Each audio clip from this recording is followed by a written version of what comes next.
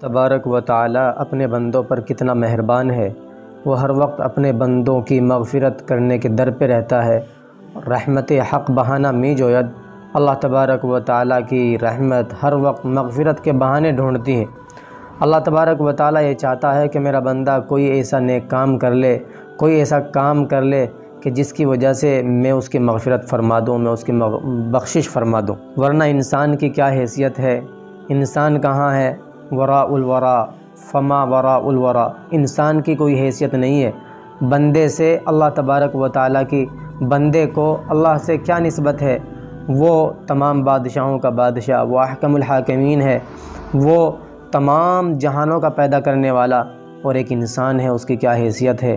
لیکن پھر بھی اللہ تبارک و تعالیٰ رحمان ہے، رحیم ہے، وہ اپنے بندوں کے ساتھ اچھا معاملہ کرنا چاہتا ہے، وہ ان کو بخشنا چاہتا ہے۔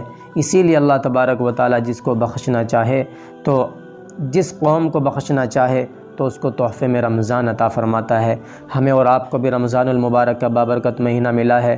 اللہ تبارک و تعالیٰ یہ چاہ رہا ہے کہ میرے بندے میری طرف آئیں اور اپنی مغفرت کرائیں، اپنے بخشش کرائیں، اپنے اعمال میں اضافہ کر کے اپنے آپ کو جنت کا مستحق بنائیں۔ اور الحمدللہ ثم الحمدللہ، اللہ کے نیک بندے، اللہ کے ولی جو اللہ تبارک و تعالیٰ سے ڈرنے والے ہیں، متقی اور پرہیزگار ہیں، اللہ کی مان کر کے چلنے والے ہیں، وہ اپنے کاموں پر لگے ہوئے ہیں، روزہ رکھتے ہیں، نماز ادا کرتے ہیں، تراویح ادا کر رہے ہیں، قرآن کریم کی تلاوت بکثرت کر رہے ہیں۔ اللہ تبارک و تعالیٰ ان کو رمضان المبارک کی برکات سے مالا مال بھی کر رہا ہے۔ لیکن افسوس کے ساتھ کہنا پڑ رہا ہے کہ کچھ لوگ ایسے ہوتے ہیں کہ اللہ تبارک و تعالیٰ کی طرف سے تمام آفر ہونے کے باوجود وہ ان آفروں کو ٹھکرا دیتے ہیں۔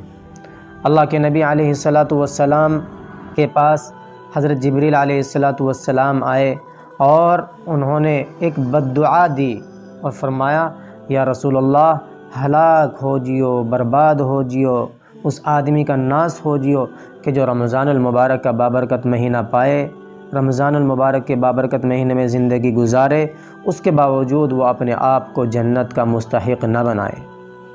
حضرت جبریل علیہ السلام بد دعا کرنے والے، کیا ان کی بد دعا ہی کم تھی؟ اور پھر اس پر آمین کہنے والے کون؟ آقائے مدنی، نبی آخر الزماں حضرت محمد مصطفیٰ صلی اللہ علیہ وسلم اس پر آمین کہہ رہے ہیں، تو گویا کہ یہ حضرت جبریل علیہ السلام کی بد دعا پر آپ علیہ السلام نے آمین کہہ کر کے مہر لگا دی۔ حالانکہ اللہ کے نبی علیہ السلام رحمت للعالمین ہیں، وہ بد دعا نہیں کرتے ہیں کسی کے لیے۔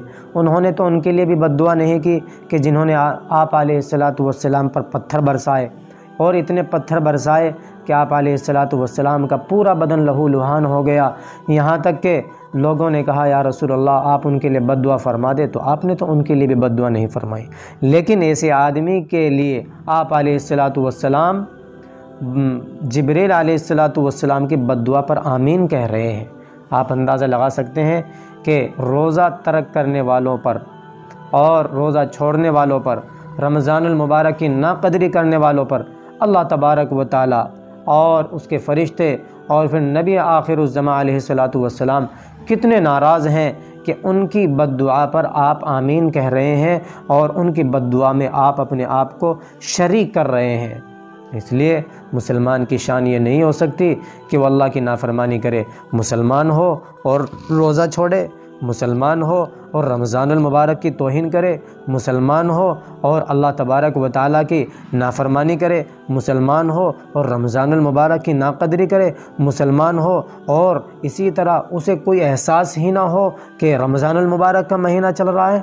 ایسا نہیں ہو سکتا۔ اس لیے میرے پیاروں، میرے عزیزوں، میرے نوجوانوں، میرے ماں اور بہنوں، آپ سے گزارش ہے، ہاتھ جوڑ کر گزارش ہے، اللہ کے واسطے آپ ذرا دیکھیں حالات کیا ہیں، حالات کیا ہیں، فلسطین کے اندر کیا ہو رہا ہے، کتنے گھروں کے بچے اور کتنے گھروں کے پھول اجڑ گئے ہیں، کتنی مائیں بیوہ ہو چکی ہیں، کتنی بہنیں بیوہ ہو چکی ہیں، اور کتنی ماں اور بہنوں کے سروں سے ان کے سہاگ اجڑ گئے ہیں اور کتنے بچے یتیم ہو گئے ہیں۔ آپ اندازہ لگا سکتے ہیں، ان کے پاس کھانے کے لیے کچھ نہیں، پینے کے لیے کچھ نہیں، پہننے کے لیے کچھ نہیں، رہنے کے لیے مکان نہیں، اور ہم عیاشیوں میں اپنے آپ کو گزار رہے ہیں۔